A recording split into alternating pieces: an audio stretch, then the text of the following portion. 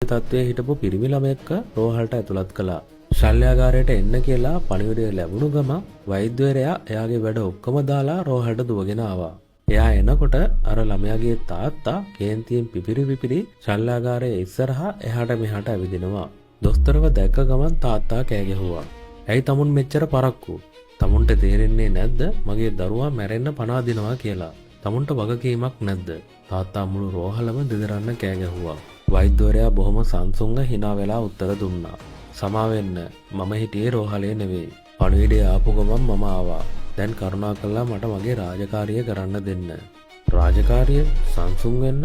තාත්තා ආයෙත් කෑ ගැහුවා. "මේ ඉන්නේ තමුන්ගේ දරුවා නම් තමුන් සංසුන් වෙනවද? තමුන්ගේ දරුවා මේ වෙලාවේ මැරෙන්න ගියොත් තමුන් මොකද කරන්නේ?" වෛද්‍යවරයා මුකුත් නොකියම වේගයෙන් ශල්‍යාගාරයට ඇතුල් වුණා. පැය ගානක සත්කමකින් පස්සේ වෛද්‍යවරයා එළියට ආවේ hina වෙලා. "දෙවියන්ගේ පිහිටයි. දරුවා බේරුණා. මොන හරි දැනගන්න ඕන නම් නර්ස්ගෙන් අහන්න" කියලා එයා කාටවත් මුකුත් කියන්න ඉඩ නොතියම දුවගෙන ගියා. "බලන්න සිස්ටර්, මේ මිනිස්සයාගේ තියෙන ආඩම්බරකම. මගේ දරුවා ගැන විස්තරයක් අහන්න එයා විනාඩියක්වත් නතර වුණේ නෑ." තාත්තා හෙදියට කිව්වා. ඒ වෙලාවේ හෙදියගේ ඇස් වලින් කඳුළු කඩාගෙන වැටුණා. "සර්, දොස්තර මහත්තයාගේ එකම පුතා ඊයේ රෑ අනතුරකින් නැති වුණා. අපි කතා කරනකොට එයා හිටියේ එයාගේ පුතාගේ අවසන් කටයුතු සිද්ධ වෙන තැන. තමන්ගේ දරුවා වලලන්න තිබුණු වෙලාවෙත් එයා ඒක දාලා දුවගෙන ආවේ සර්ගේ දරුවාගේ ජීවිතේ බේරගන්න.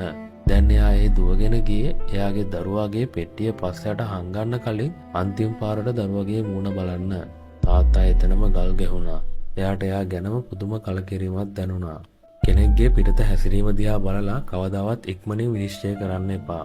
ඒ හිනාව පිටිපස, ඒ නිශ්ශබ්දතාවයේ පිටිපස ඔවුන් විඳින ලොකු වේදනාවක් තියෙන්න පුළුවන්. හැමෝටම